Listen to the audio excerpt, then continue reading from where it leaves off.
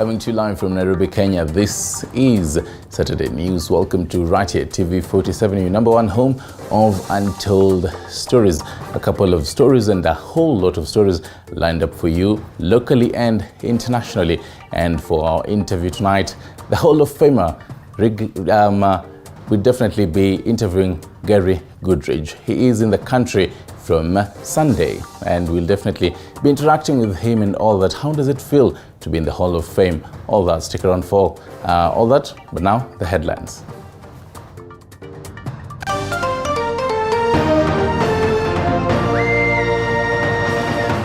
Tonight, relief for Deputy President Rigathi Gachagua as DCI make about turn on his graft case. So the national government has a responsibility to carry out certain development projects in all these areas. Otherwise, we'll tell you people to stop paying taxes. Also tonight, Azimio leaders slam President Ruto, urging him to stick to promises he made to Kenyans and desist from overtaxing small businesses. And we shall tell you about university students who are using technology to conserve the environment. So here is where the objects are stored until time for disposal, where we lift this barrier and then the objects are released back to the disposable places.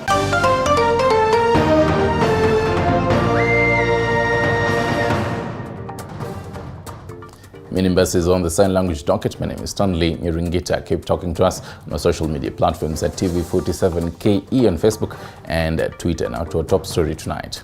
It's a sigh of relief for Deputy President Rigathi Gachagua after senior DCI officer under the Serious Crimes Section, Kurio Badia, alleged in an affidavit that former DCI boss George Kinoti directed him to make recommendations that facilitated his arrest in the 7.3 billion graft case. Kinoti has been accused of unlawfully directing the arrest of Gachagua, who was then Mathira MP. Senior DCI officer under the Serious Crimes Section, Kurio Badia, has pointed an accusing finger at former director of the DCI, George Kinoti, over claims that he directed him to make recommendations that facilitated the arrest of the then Mathira MP and now Deputy President Rigathi Gachagua and 9 others. In the affidavit signed 15th October 2022, Obadia, who was leading the investigations of the 7.3 billion graft case, states that due to the immense pressure from his former boss and the fixed timelines, the investigations were not conducted thoroughly. Obadia has also asked the High Court to quash the case, saying it will be prejudice to the prosecution's case to proceed with the matter at this stage. Gachagua, who was arrested on July 2021 in his home, has maintained his innocence, saying the move was a ploy by Kinoti to tarnish his name. This comes days after the halting of the case, after Gachagua wrote to the office of the Director of Public Prosecutions, Nuruddin Haji, asking for a fresh probe. Right, moving on. Azimio leaders have slammed President William Ruto, urging him to stick to the promises he made to Kenyans. The leaders, led by ODM boss Raila Odinga and Wiper's Kalonzo Musyoka, say the government should not overtax small traders and instead come up with ways to caution Kenyans against the high cost of living. Flora Limuki with the details. A day after he jetted back in the country following a one-week tour in India, Azimio la Umoja One Kenya party leader Raila Odinga has made a tour of his political backyard of Nyanza, touring Seme area in Kisumu County. The opposition leader has maintained that he will continue to fight for socio-political liberation and keep the government in check. So the national government has a responsibility to carry out certain development projects in all these areas. Otherwise, we'll tell you people to stop paying taxes. Azimio tutakuwa na shadow cabinet. Tutakuwa na mawaziri. Speaking during the burial ceremony of Peter Nyanganga, a Luo elder, Odinga said that he will soon make public his next political move. He reiterated that the Independent Electoral and Boundaries Commission, IEBC, interfered with the August 9th general election.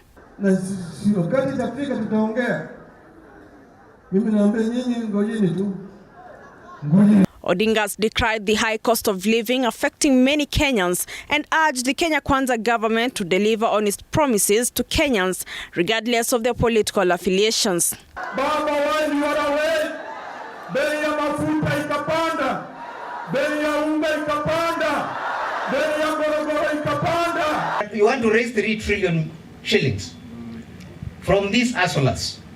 Elsewhere, Wiper Party leader Kalonzo Musyoka has called on President William Ruto to stick to promises he made to Kenyans and desist from overtaxing small businesses and employed Kenyans to raise revenue. Instead of talking about collecting tax from hustlers, lower taxation from 16% to 10%. Kenyans continue to bear the brunt of high costs of living as fuel prices continue to rise, even as the prices of basic commodities continue to skyrocket. Flora Limuki, TV 47. Thank you, Flora, for that. Now to some county affairs. A fierce battle looms between Azimio One Kenya and Kenya Kwanza coalitions as the two seek to gain the bragging rights in the Bungoma senatorial race. Azimio through DAPK party has fronted former Kandui MP Wafula Wamunyinyi, with Ford Kenya endorsing Wafula Wakoli, a close confidant of National Assembly Speaker Moses Wetangula for the seat. Lucky Heriano with the details. A vicious battle is looming between Azimio la Umoja, One Kenya and Kenya Kwanza coalitions ahead of the Bungoma by-election slated for 8th December 2022, with the two camps seeking to gain the bragging rights in the Bungoma senatorial race. Former Kandui Member of Parliament Wafula Wamunyinyi will be flying the Azimio One Kenya flag. Wamunyinyi lost his seat to sitting Member of Parliament John Makali. We had conversations, consultations. I have been called upon by the people of Bungoma, the cane farmers, maize farmers, the professionals, and generally the population of Bungoma, asking me to run for Senate. Kenya Kwanza Alliance will file two candidates, Moses Mabonga, who will be flying the UDA ticket, and Wafula Wakoli, a close confidant to National Assembly Speaker Moses Wetangula, who will be flying the Ford Kenya ticket. For doing due diligence, following the constitution of the party, and ensuring that democracy prevails by giving me this noble opportunity to represent the party of choice, the heritage of our people, in the coming by-election of Bungoma on 8th of December 2022. Family, we are ready to battle it out with any party who will bring the candidates. And we are ready and we are sure we are winning the seat. This is the only seat that Ford Kenya had, and we cannot afford to lose it. Three other candidates are eyeing the seat, among them Machacha Majembe, Bishop Herman Kasili, and a local politician, Agri Namisi. Lucky Heriano, reporting for TV 47. And as the country continues to grapple with the ravaging drought alongside the high cost of living, the decrease and increase of food prices continues to elicit mixed reactions among Kenyans, with majority now faulting the government for letting them down. Chapter Boyd with more.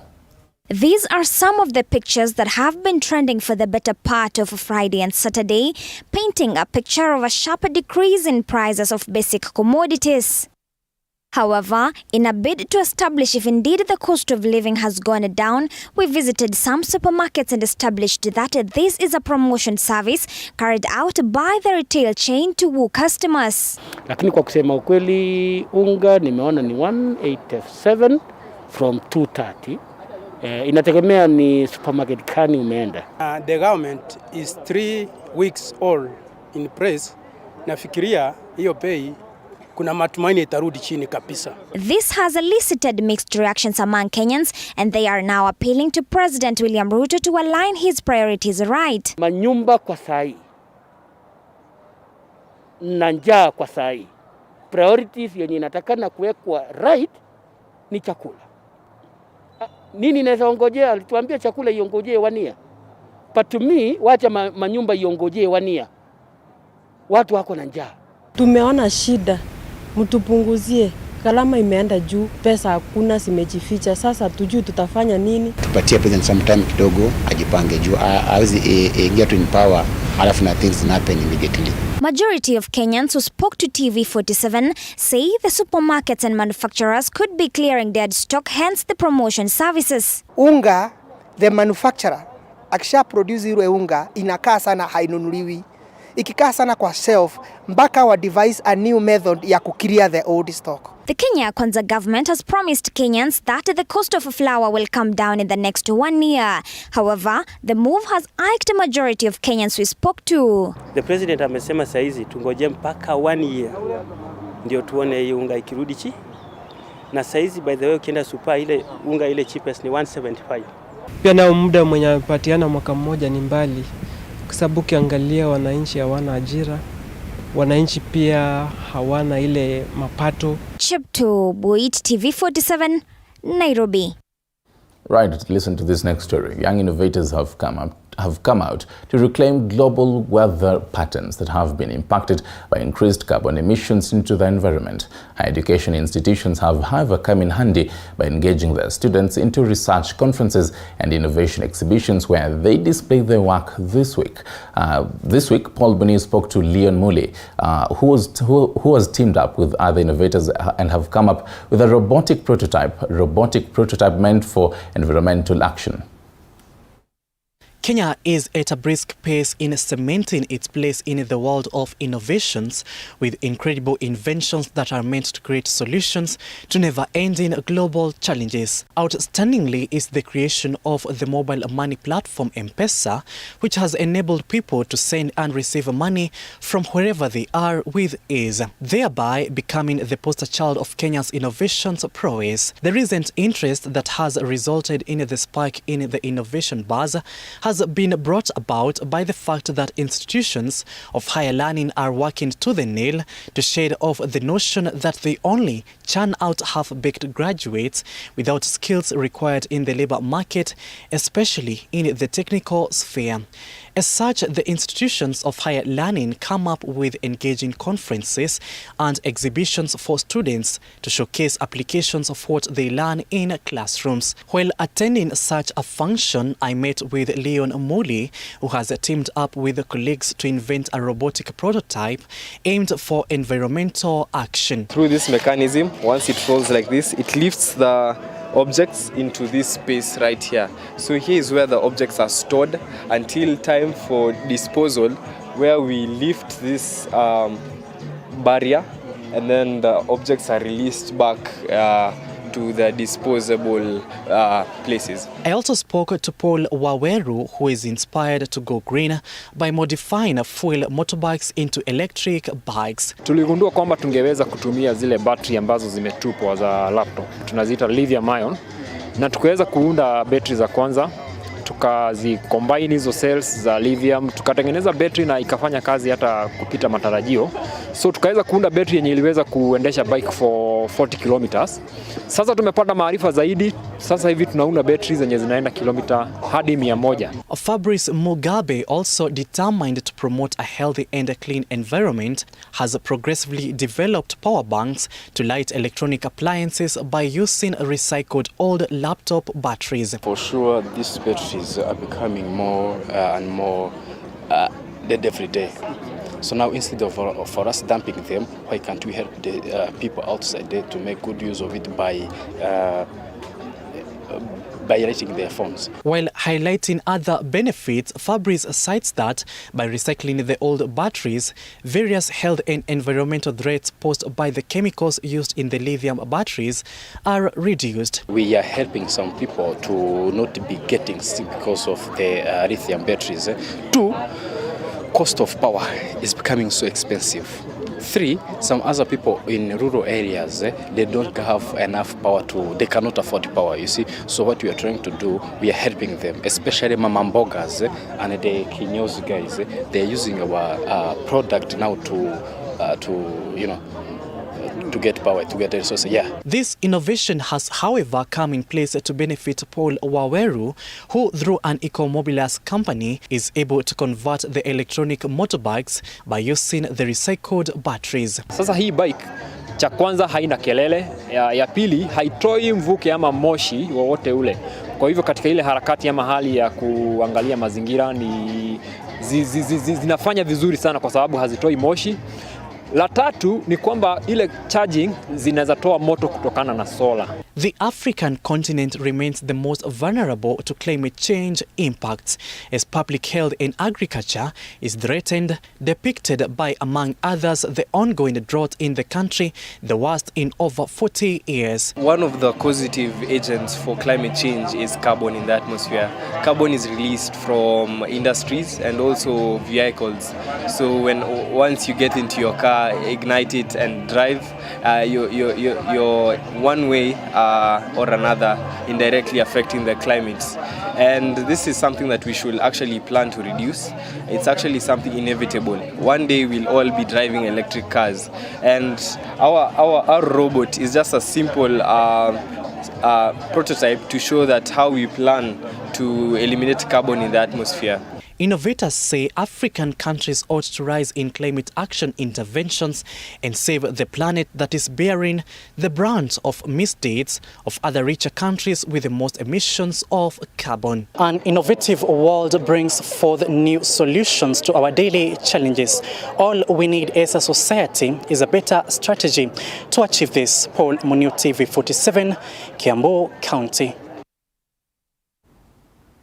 Right, thank you for that, Paul Munio. Quite an elaborate and quite intriguing report right there. Now to something else. Prime Cabinet Secretary Musalia Mudavadi and the NARC Kenya Party leader Martha Karua have called on county governments to collaborate with the national government to ensure meaningful development. The leaders were speaking in Bukungu Stadium, Kakamega County, during the Episcopal Golden Jubilee ceremony of the Bishop Emeritus Philip Sulumeti at Bukungu Stadium. Violet Oma with more. It was a celebration of 50 years of Episcopal mission of Bishop Emeritus of Kakamega Diocese, Philip Sulumeti, where thousands of Kakamega faithful and political class attended the event that took place at Bukungu Stadium. To thank Almighty God for His blessings that He has bestowed, not only on me, but through me, to our people that I served. The leaders who attended, among them Prime Cabinet Secretary Musalia Mudavadi, Kakamega Governor Fernandez Baraza, NARC Kenya leader Martha Karua, and Kakamega Women Representative Elsie Muhanda, praised Sulumeti for his great contribution to the community by initiating development projects and nationally, where he chaired the committee that reviewed the current constitution. If illiteracy has been fought in this county and in this region, Bishop Sulumeti has been on the front line. If disease has been fought, Bishop Sulumeti has been on the front line. Bishop Sulumeti, today we are enjoying democratic space courtesy of that constitution. The way to honor him is to safeguard the gains in that constitution. The name Bishop Sulumeti brings with it many good memories of a champion in academia who contributed immensely to the establishment of learning institutions. They urged elected leaders to collaborate with the national government and counties for the benefit of the people. Let us work together, let us serve the people of Kenya together, and put behind us the political intrigues that come before an election. We must have unity in diversity, not unity in a single party. And therefore, Governor Baraza, yes, cooperate, because you need the national government. The national government also needs you to reach the people of Kakamega. This is Musalia Mudavadi's first visit to Western Kenya region since he assumed the office of Prime Cabinet Secretary in the Kenya Kwanza government. Violet Auma, TV 47, Kakamega.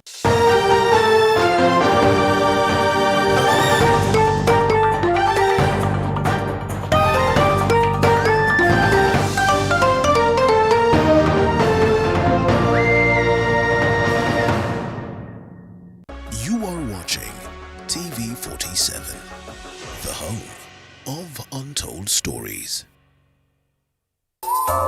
Usiyakubalie maumivu ya misuli kukatiza ratiba yako. Kaluma Pain Balm ni dawa ya kusugua iliyotengenezwa kutoka kwa miche maalum ili kutuliza maumivu ya misuli. Kaluma Pain Balm. Maumivu yakizidi, pata ushauri wa daktari.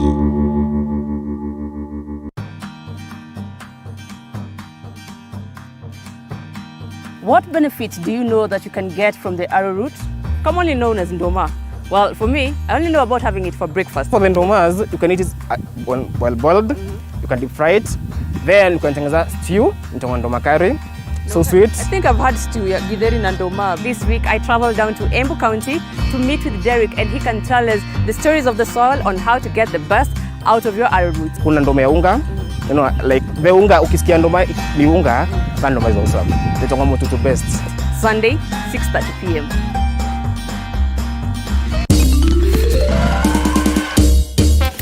Sona moja imetengenezwa kwa njia spesheli ili kupambana na maumivu kwa haraka. Sona moja ina aspirin kama kiungo. Sona moja, kitulizo kamili. Maumivu yakizidi, pata ushauri wa daktari. Ana cheki, hiyo ni true. Mununie bro. Cheki. No bro. Hapana. Jina nani kwa show? Ladies and gentlemen, karibuni sana. This is Dr. Faniga tonight. My name is the Eagle himself, the Duke of Kakamega. Dr. Faniga is my name, of course. You never know who we're going to be bringing. Could be bringing your favorite politician. They're going to you coming back home. Stop asking nonsense. Could be bringing your favorite YouTuber. Unaniringia sababu mimi hiyo time wala economy ilikuwa imenichapa. Nilikuwa juu ya githeri. Content creator, celebrity, all of them live on Dr. Faniga tonight. To all the ladies and to all the men, you can sort yourselves out. Of course, I leave you. Hujambo na karibu katika habari za TV47 jioni. Mnakumbuka hii televisheni ni ya waganga kutoka Tanzania. Want to know the meaning of the hub of soft living? On the next episode of The Grind. Hi and welcome to another episode of The Grind. My name is Violet Njeki. As the country continues to push for green energy, how informed are you about the energy sector and how it affects businesses and households? I believe we're in the right track. Most of our electricity is renewable. Almost 80% of our generation is renewable. Can you give us in simple terms what exactly does Sowitech do and how does it come in helping even business people? Get the answers to these questions and more Monday, 8:30 p.m. Authentic, natural, planned.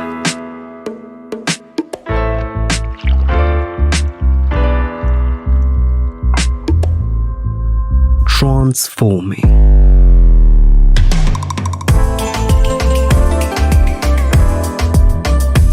Endless benefits.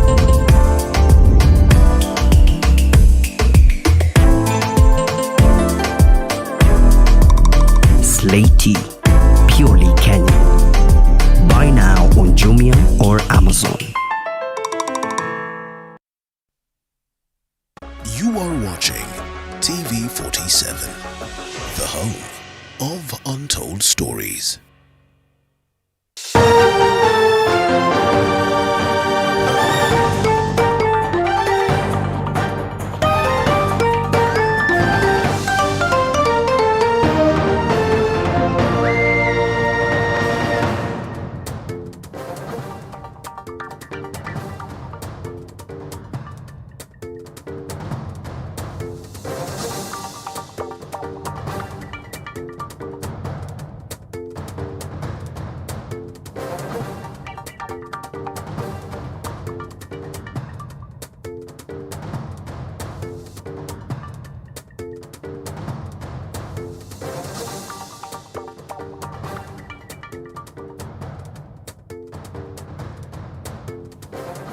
Ron, thank you for staying with us right here at TV47 Weekend.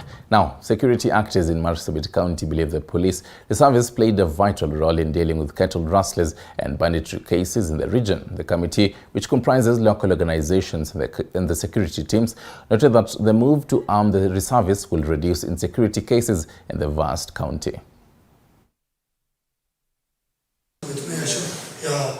Security actors in Marsabit County believe the police reservists played a vital role in dealing with cattle rustlers and banditry cases in the region.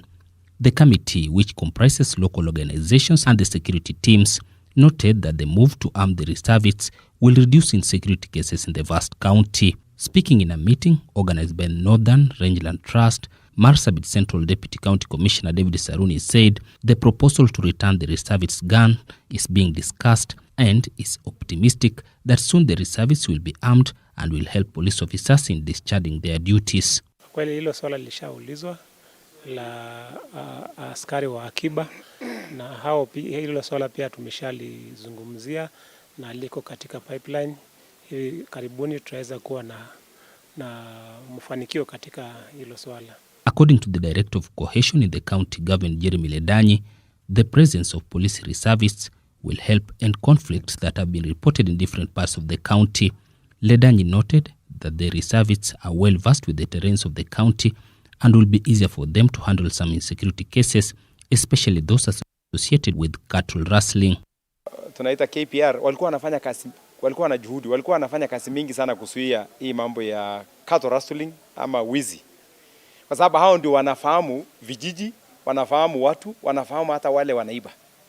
Zaidi hata kuliko askari hao wenyewe. His sentiments have been echoed by Marsabit Jamia Imam Mohamed Noor and former Councillor Aden Chukulisa. The duo has, however, urged residents who are in possession of illegal firearms to surrender them to police voluntarily in a bid to help address insecurity threats in the region. Kuna ndani yetu bado kuna mabunduki za haramu, kuna wahalifu katikati yetu.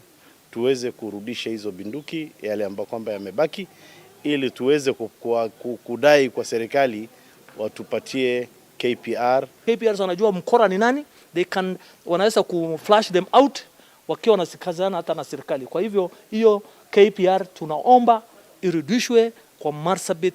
In 2018, the government disarmed the police reservists after clashes erupted between two warring communities in the county, and it was later established that some of the reservists were using their firearms to conduct attacks.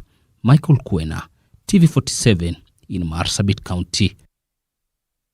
Right, and away from that, Matathia residents in Kimende, Lari constituency, Kembu County are still reeling in shock after a 56-year-old man hacked his wife to death, further injuring his daughter before taking his own life. Elizabeth Atieno now reports on this tragic incident that has since left villagers in shock.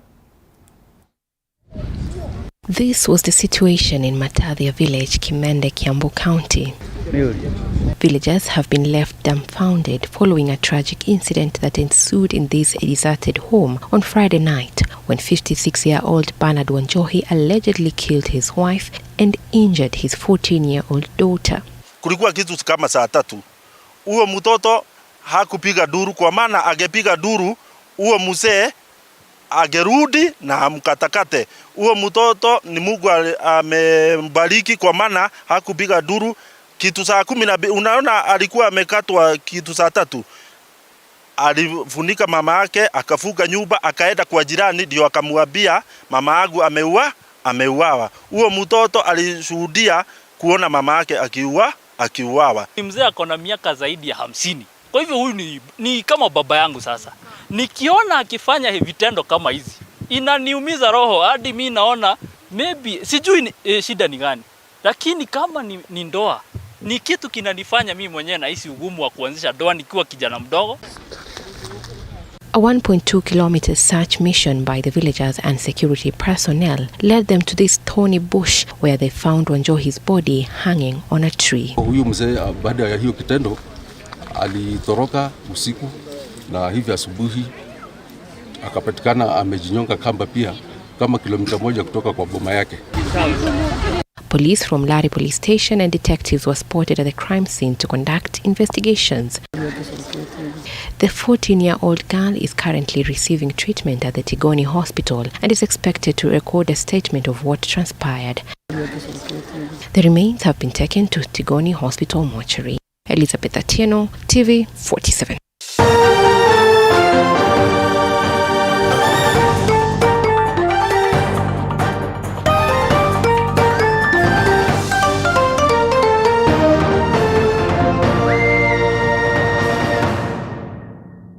You are watching TV47, the home of untold stories. Big things zimecome in small packages. Kwa hivyo, usiwatch tu, shika inayokufaa. Bring it to life like YouTube Shorts with Safaricom. Kuwa ndani ya game, piga hiyo story. Shorter is now better na YouTube Shorts. Njia mpya ya kuenjoy music, comedy, sport, trends and more in short. Gandia trend. Imba ngoma yako. Shorter is better when you are go-getter and you look too cool. You don't need no sweater. Bambika na shorts kila siku. Check stories za kila kitu. Shika 1GB na 10 ball. Dial star 544. Now you can watch and create YouTube Shorts videos on Kenya's fastest and most reliable network.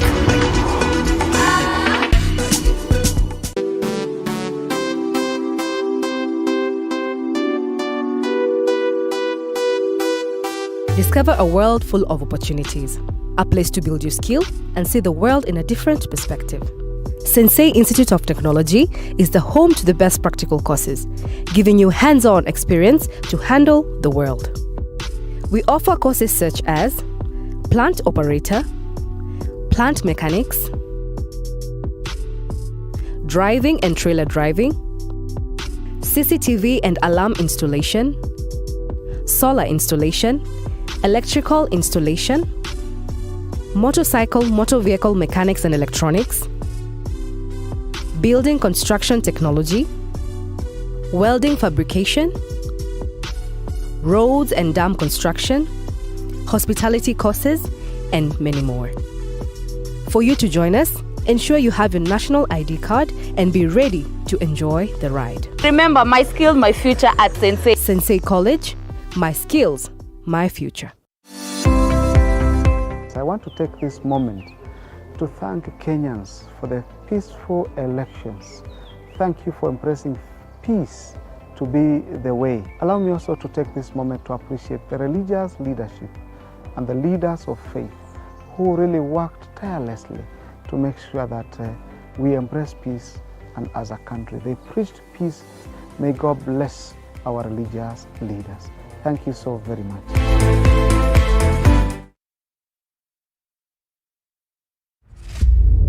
Trent Alexander-Arnold is not a fullback. He's not a fullback that you'll depend on to win you matches. I will say this on record. Arsenal versus Manchester City at the Emirates. We are getting out of there with a win. Most of the time, they'll come into your half to play it there because they know how to keep the ball and they're very fast with the ball.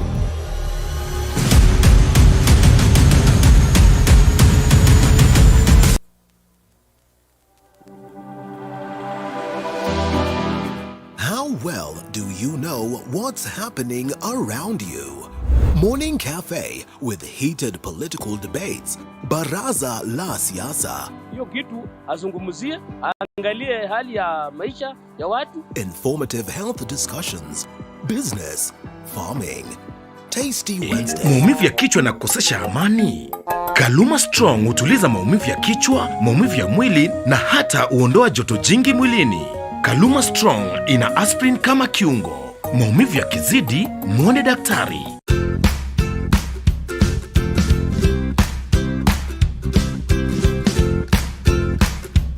Nisikize mzito. Silver and gold we do not have, but in the name of Jesus, stand up and walk. The obedience, respect, love, and trust that Abraham and Sarah showed towards God made God to bless them so much. Hallelujah, hallelujah, hallelujah, hallelujah.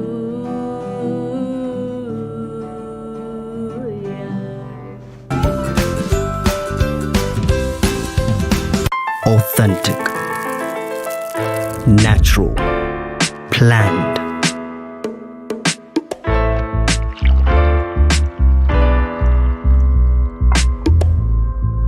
Transforming.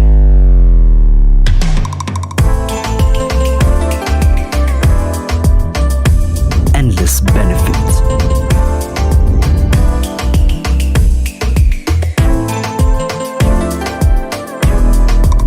Slaty, purely Kenyan.